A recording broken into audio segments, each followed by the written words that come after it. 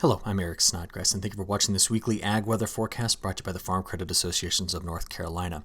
We're going to start off with a look at what we've gotten so far month to date. We're going to begin with precipitation ranks by climate district. It's been very dry. Without the development of that stronger subtropical jet stream flow, which we've been talking about over the last several videos, that can come out of the Pacific, over Mexico, through Texas, through the lower Mississippi River Valley, and deliver a lot of just upper level energy, just speed and momentum in the flow of the jet stream, which can kick off multiple rounds of wet weather. Without that component, we've been dry. And you can see it very clearly defined on this map. In fact, several of our climate reporting districts here, when you rank them over the last 129 years, we've got several places here that are having a top 10, top 15 driest first 3 weeks of the month of November. Now, on the temperature side of this, we can see where the warmth has been. It's been in the southwest. We've favored more cooler days than we have warmer days here. And unfortunately, to finish out the month of November, I don't think we're going to see anything but just brief shots at warmer air. And I'll explain to you why in just a few seconds. First, let's get into the bigger picture of all of this. This would be the latest update we've got on our ocean temperatures. And again, we've got the cooler water in place here. That's part of the negative phase of the Pacific Decadal Oscillation.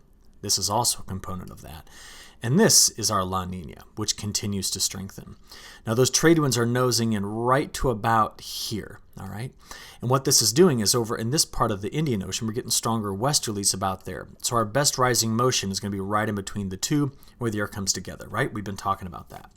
We're going to be looking out for any shift at all in that pattern because that's going to influence what's going to happen in December. But meanwhile, while this is all taking place, there's a big ridge that's going up into Greenland like this, and that's going to continue to affect our weather here just from the lower Mississippi River Valley all the way to the mid-Atlantic, and of course the Carolinas are tucked in there.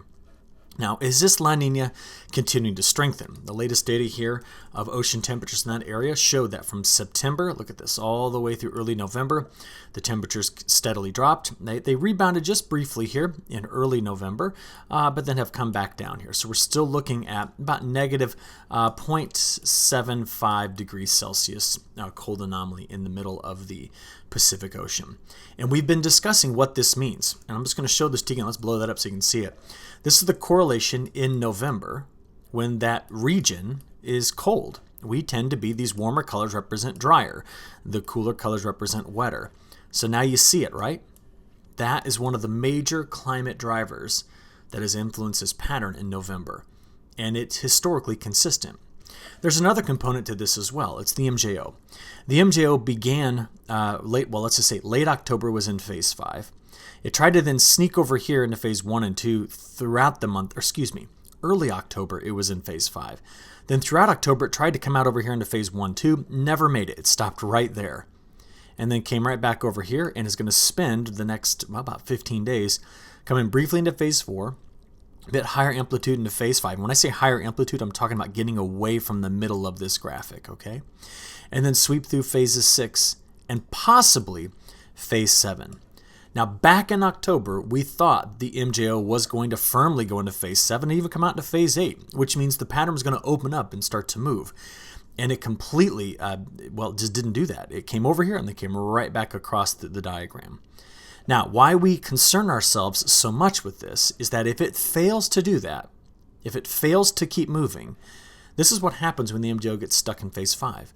The jet stream curls around a deep trough in the Gulf of Alaska, runs over a weak ridge over the west, and then dives into a trough here. We stay drier. There's no subtropical component to this jet stream. We stay colder because the cold air stays anchored over the Great Lakes. And you're going to see what this does in a few moments. It tends to favor that big ridge going up toward Greenland. That's part of that negative North Atlantic Oscillation. Whenever I say negative NAO, you think cold. That's what typically happens in winter. All right.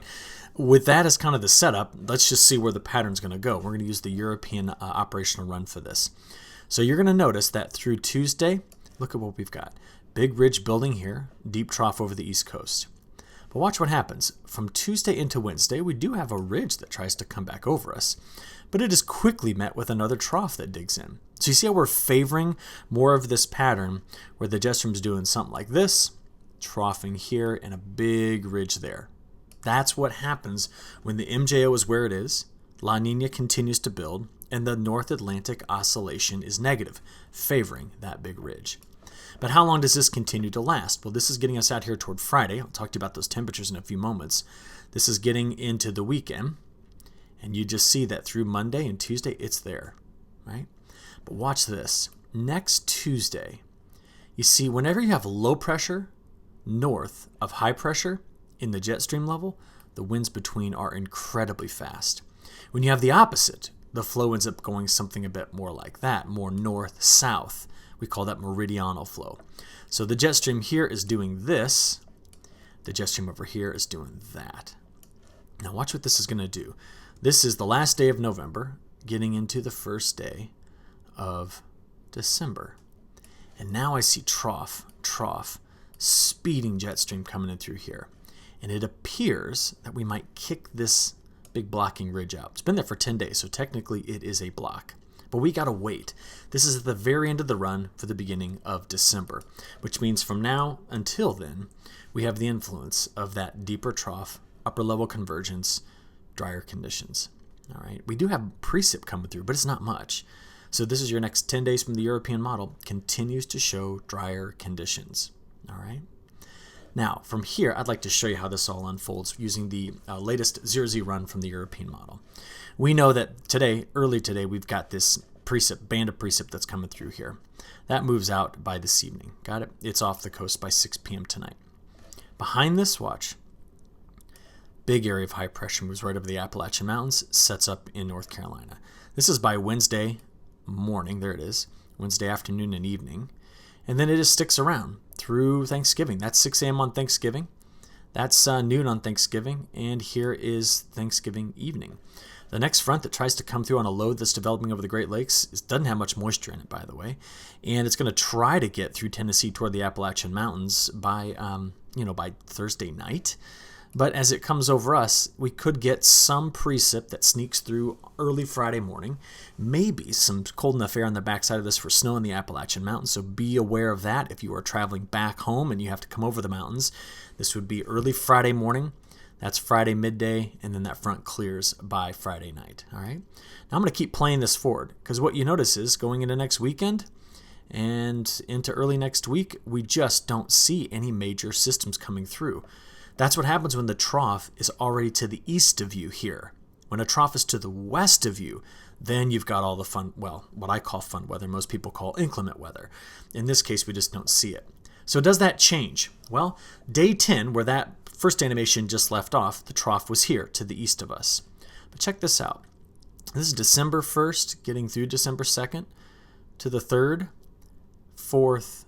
Let's just stop it right there on the 5th. Now take a look.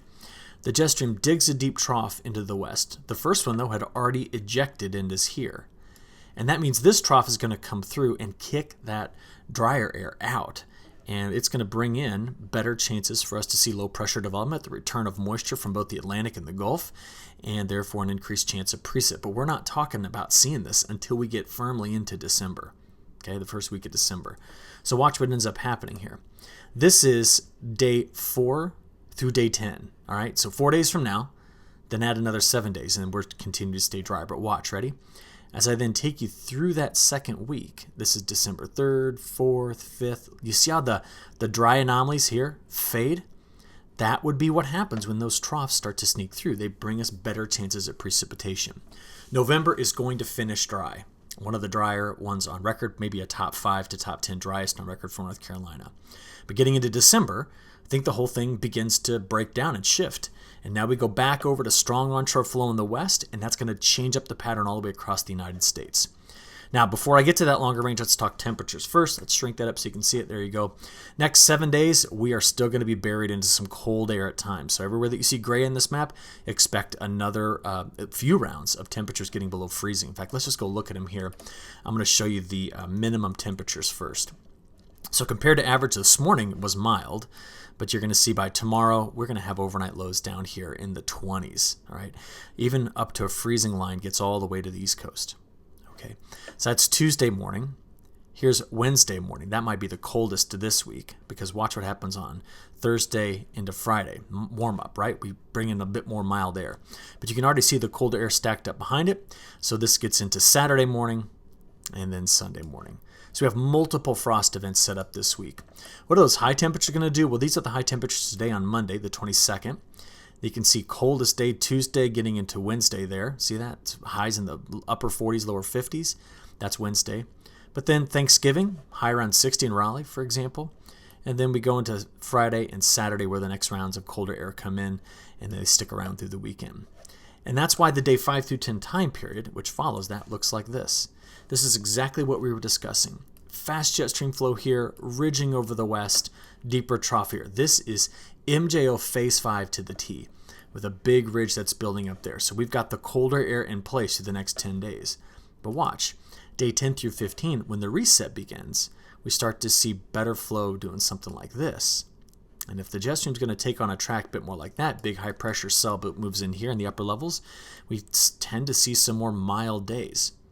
But the question is, as each one of these troughs comes sweeping through this pattern, does it give us increased chances of precip? And we saw that it did as we start the month of December. Now, what I'm watching for is this. I've shown you this a lot of times. This is from now through December the 7th, okay? And we always look for where the reds meet the blues, so that's right in through here. Now, this is good. For the longest time, that line I just drew there was straight up and down sitting on top of phase 5. But we are now starting to see evidence that the MJO is going to come out of phase 5 and move toward phases 6 and 7.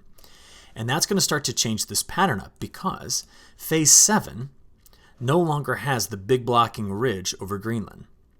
Phase 7 has a much more open pattern across the United States. It favors a deep trough of cold air over Europe, and it favors a deep trough of cold air here over the Aleutian Islands. So this means expect December, should we get into phase 7 and phase 8 eventually, to not see those big blocking highs over the North Atlantic, which could mean we see a few more days of mild conditions rather than the cold air that we've been in. Remember this? We've been here for so long. So let's finish it up by taking a look at what the month of December looks like. At times when there's cold air, as I've been telling you, it's going to come out from this direction. We're certainly going to see that from now through the end of the month. And then as we kind of get into that precipitation pattern, La Nina is still there. So the models will continue to favor drier conditions here. But I think once we get into December, the chances of us continuing this really dry streak we've been on fade. And there's some pretty good evidence for that. What about elsewhere around the world? I'd like to take you to South America first. Now, this would be, let me get this updated. There we go. This is the latest update here from the European model. Next 7 days is drier in Brazil's central, eastern, and northern growing areas. But this is an area that's had quite a bit of rainfall as of late. Where it's going to be wet is in Argentina, where they need it. But what I'm concerned about is getting into the month of December. Let's just take this out fully into week 2. There you go. This area goes over drier, where we see now near normal precipitation north. And the most important thing about it is that, Mato Grosso here has had nearly record fast planting of soybeans. And therefore, there's going to be a big soybean crop if this rain continues. The concern continues to be down in Argentina, maybe Paraguay, Uruguay, and southern Brazil. Because let's just go here and take a look at the latest weeklies. And let's just stretch this. I'll just do a 46-day forecast. There you go. From now to January 3rd. You see the models are really favoring more persistent, drier conditions down here to the south. And I got to watch that carefully, and I'll keep reporting that back to you. The other big question to answer is what's going on in Europe. As the next 10 days is cold. We saw that, right? Saw that trough over Europe. And the longer range forecast, let's go out to those weeklies there. And let's take a look at that 46-day forecast. We continue to favor colder air here. Now, why I bring this up is that colder air in Europe, the colder air across the eastern half of the United States, this is just going to continue to drive heating demand. And if we do that, it will have an impact on the demand side of our equation here for energy costs and things. So I want to just keep a close eye on that as we progress forward throughout these next several weeks here. Hey, have a great Thanksgiving. I look forward to talking to you next Monday. All right. Have a good one. Thanks.